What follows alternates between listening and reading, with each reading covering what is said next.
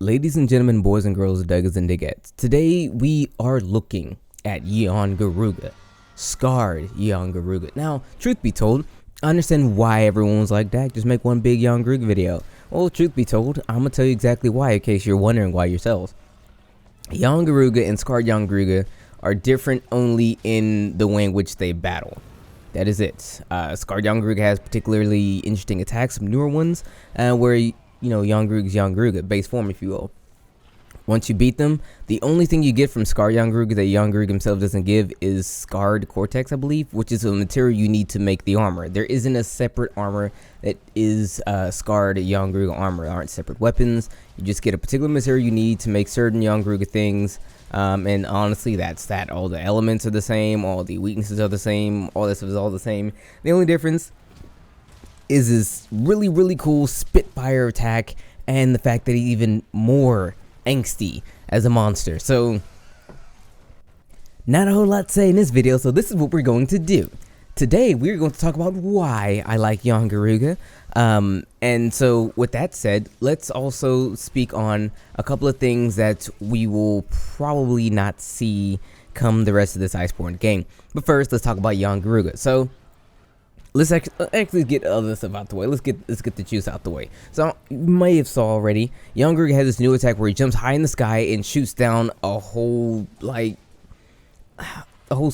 even a swath, a barrage, if you will, a barrage of fireballs. This attack is very interesting. It almost essentially hits us in overhead. By that I mean, you could be standing there blocking, and depending on how you're blocking, you could still get hit because he'll shoot fireballs in front, on top of, and behind you, and you could probably still get damage either way. It's a really cool attack. When I first saw it, my gob was left wide open. I was like, wow, look at what they did to my mans, and I'm glad they did it. He also has a couple of different ways to actually combo certain attacks to other attacks. Like he can actually have the fireballs combo into a tailspin. He can actually combo tailspin into bonsai dives, is what we're gonna call him now. He has a lot of really interesting attacks that can be comboed into each other now, that are slightly separate. Things that he acts on more readily than he used to, so on and so forth. I believe it's him being sped up. That's the reason why he's able to do such things. So if you fought Yian Garuga, scarred Yian Garuga is like a sped up Yian Garuga with a few more tricks up the sleeves rather, to how Yian Garuga standardly is, whom already is quite the tricky monster. He hits a little bit harder too. He's essentially a free tempered monster. Just think of it as like that. Outside of that, that's pretty much all he has that's different to him. A couple of new attacks and a couple of ways he can actually transfer certain attacks to other attacks. And that's not necessarily a bad thing, but it's essentially, it is what it is. So let's talk about why I like Yian Garuga. It won't essentially be a very long video, but I still feel like I should talk about him anyway. If you guys want, I'll just let the fight ramble on after I get done talking about him, because actually, no, I'm not going to do that. This fight is actually quite a long one. Lots of me running around lost, but if I duct tape all those action scenes together, it might not be that long. We'll see. I don't know. I'll figure it out at the end of the day.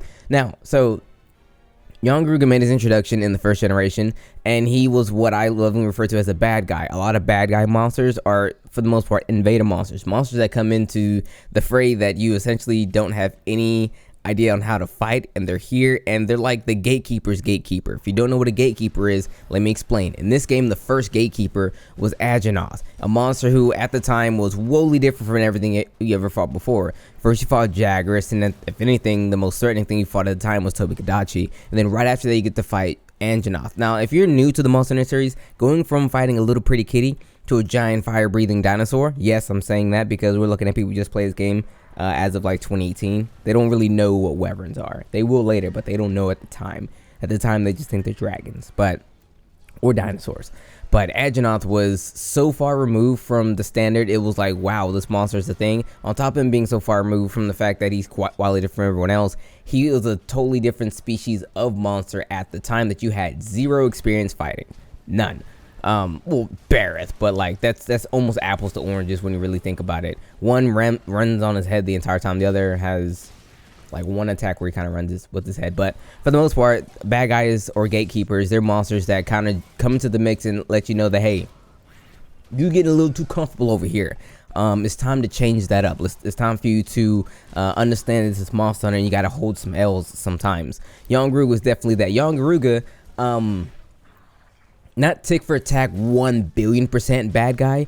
He was the first, and he pretty much set the standard for all bad guys to come, because technically he's a bird wyvern, and this bird wyvern, you've actually fought quite a few bird wyverns up to that point rather. I mean, you fought ones that were very similar in its body type, the Kutku and even the Gypseros.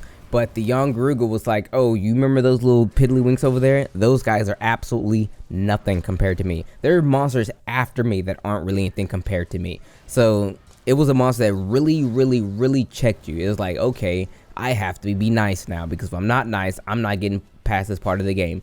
He was a gatekeeper and a bad guy. Most bad guys are gatekeepers, but he was for certainly a bad guy. Now, in this game, he came in at like the very end, where in which his main role, the role that he has filled for like forever, wasn't really part of his role in this game.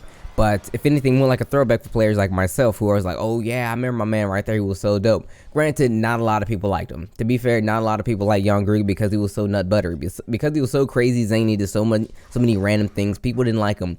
But those same people have the gall to say they love Rajang. A monster who himself isn't too sporadic, but for a lot of the reason why people don't like Yian Garuga, they like Rajang. I can't understand it. I will never understand it. The monster hunter community is full of sheep, and I myself am not one of them. Nevertheless, I'm not gonna sit here and bash anyone's favorite monster. That's a bad thing to do. It makes you a bad person. But today we're just talking about bad guys, monsters, that is. So outside of Yian Garuga being what he was, there were other monsters who kind of not necessarily set the bar, but kind of worked in the same exact line of work. The whole anti-hero bad guy kind of scenario there. Mostly the newer monsters were invaders, but Yian Garuga not only was the first, he was, in my opinion, the best. There are others that actually do a pretty damn good job of it, but Yian Garuga still is that.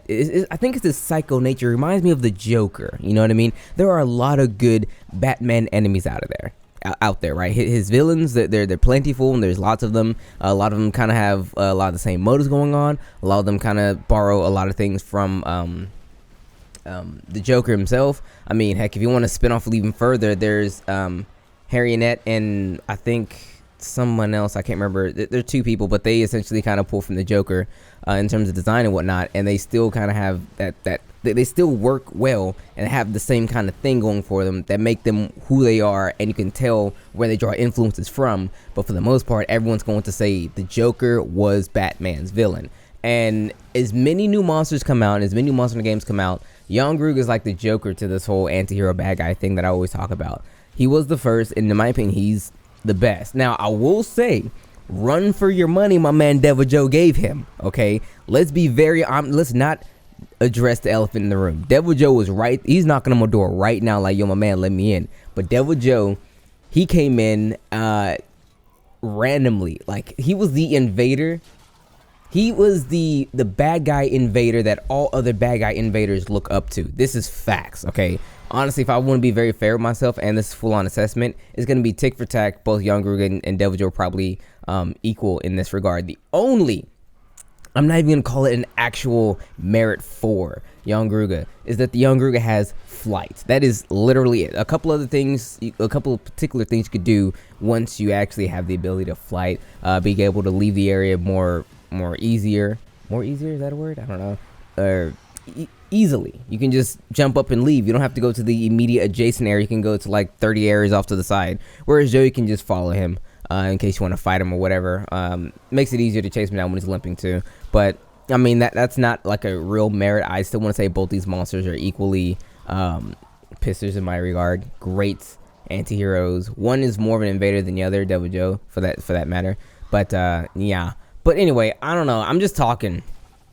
I'm dead serious just talking. This is probably going to be my worst reviewed videos ever. I'm just talking about like why I like Yian Garuga and how I kind of feel about him in the whole grand mythos of things. Again, like I said, there's nothing, if you're still watching, there's nothing that really pertains differently to Yian Garuga from Scarred Yian Garuga when it comes to rewards. So there are no different rewards. Again, like I said, all you get is you get one particular part that you get from Scarred Yian Garuga, which is I think this scratch shell or something like that they use to make the standard Yian Garuga armor and weapons, and that is literally it. Nothing else. He's just another page in the monster decks for your man. Anyway, guys, so with that said, it's been your boy. I'm gonna wrap it up here. I think it's good enough. I rambled on far long enough. I'm pretty sure we're gonna get some stuff in the comment section. Who is your favorite invader monster? Okay, who is your favorite invader monster? Okay, and then tell me who is your favorite bad guy monster. Monsters who show up and is like, yo, son, I was getting comfortable, and now that he's here, I'm no longer comfortable. I'm actually a little upset now. Who would that be for you? I would like to know. Again, you already know me. It's gonna be Yian Garuga is my favorite bad guy, and Devil Joe's my maybe Baz. Maybe Baz might etch out Devil Joe is my favorite invader, probably because he's a bomber. I like, as a kid, I liked airplanes a lot, like a lot. And Baz is an airplane, so that's probably why. It's nostalgia. Like nostalgia's nostalgia. Cause I mean, Joe is old. That's nostalgia for sure. But 7-year-old Dak liked airplanes, and Baz is an airplane. So yeah, there's that. But yeah, tell me who is your favorite invader monster? Who's your favorite bad guy monster? I want a discussion in the comment section, and then I will see you all tomorrow where we talk about Ruiner Nergigante and my retirement. See you then.